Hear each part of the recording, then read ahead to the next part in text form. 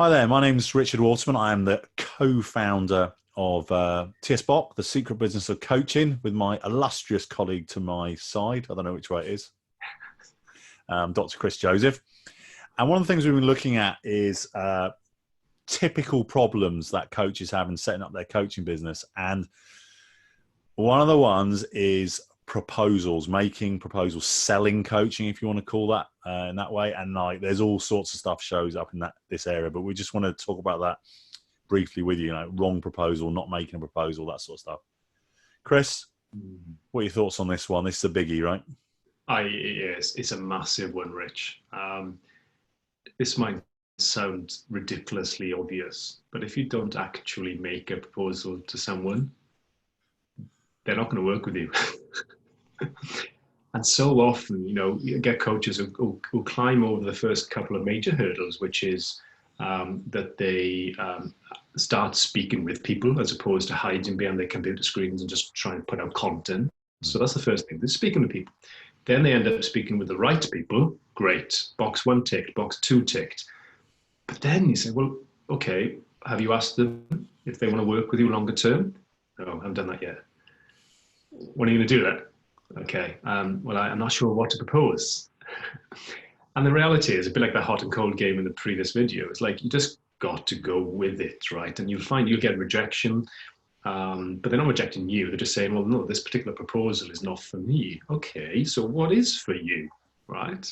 And then you can create a bespoke coaching package, maybe half the time, for example, if their budget is only half of what your initial proposal was. But you've got to lead. You've got to lead with a figure. It's this for this amount. So that's the first thing. Another thing is, of course, making a proposal for a significant amount of time, right? Things do not change overnight. Overnight success is about 10 years in the making, right?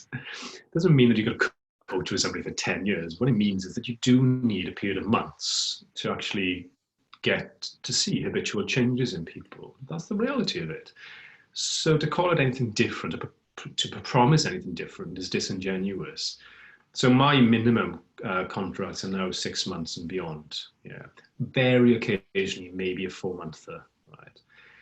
For good reason, not session by session, because then people are evaluating. It's like I was sitting with my financial advisor yesterday, myself and my wife, and we were looking through projections and stuff, doing really well at the moment with the rising market, a bit more stability, even in the wrong direction. But that's another reason in the UK here. But the thing was, you're looking at a graph and you're thinking, well, there's so much oscillation there. You do not want a client to be making a decision after every single session of whether they continue with you. That's not good. So have a long-term, 4, 6, ideally maybe 9, 12-month contract where there's commitment from both parties and make a proposal for that. Yeah.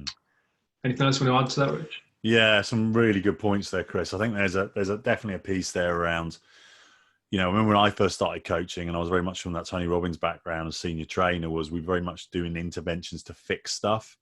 And fixing stuff can be very short term, but actually that's not really what coaching is about. It's about creation. It's about possibility. And that is where, at least 3 months, and I would strongly recommend longer, as Chris has talked about, proposal is totally appropriate, because it is that exploration phase. And that is genuinely where you're helping people to interface their genius with the universe. So that makes a lot of sense. If you're struggling with making proposals, come back to the service piece. And it's like, one of the things I find is that people are actually putting their ego, and I don't mean you're egocentric or egotistical, they're putting their kind of self-worth and value and possibility of rejection higher than service. And if you've had a genuinely powerful conversation with someone, do you know what? You're actually doing them a disservice by not offering them a way to continue. We all know that free sessions will only work to a certain point. If someone's invested in them, they will bring more to the sessions. So actually paid sessions generally are more powerful.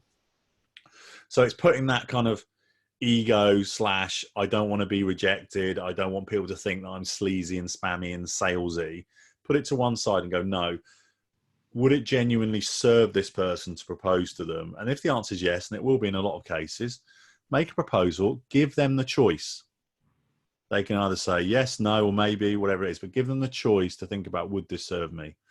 And that's genuine service. That is actually genuine service beyond serving and never asking for a contract. So that's kind of my thoughts on it as well.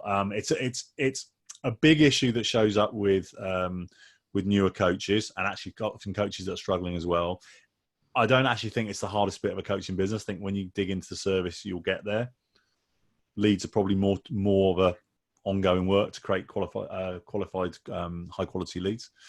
Anyway, one of the things that we do within our TSBot group is every month we have an open Q&A call. Chris and I come on. We'll talk with you for an hour, and it could be you've got questions around selling or proposals, or maybe you've got questions around what clients to work with, how to niche. Maybe you've got questions around how do I create these high quality leads, or other questions. And we will answer those questions for you on that call. You come on the call live, we will answer your questions live. That's our promise to you. So we'll see you on the next one. We'll put the details below. Chris, we got any more to add on this topic? I mean, it's a big topic, but we could go on all day, right? But big topic, Rich. Final little summary sentence is to propose from a place of possibility, not resolution. Yeah.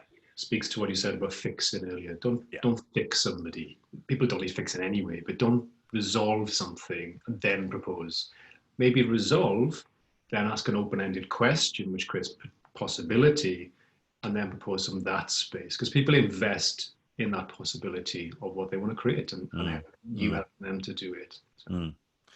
And that's a great point. And it's like, you know what? When you resolve this issue around sales or proposals, what will be possible for you? Maybe we could talk about that on the next call. Bye for now. Bye for now.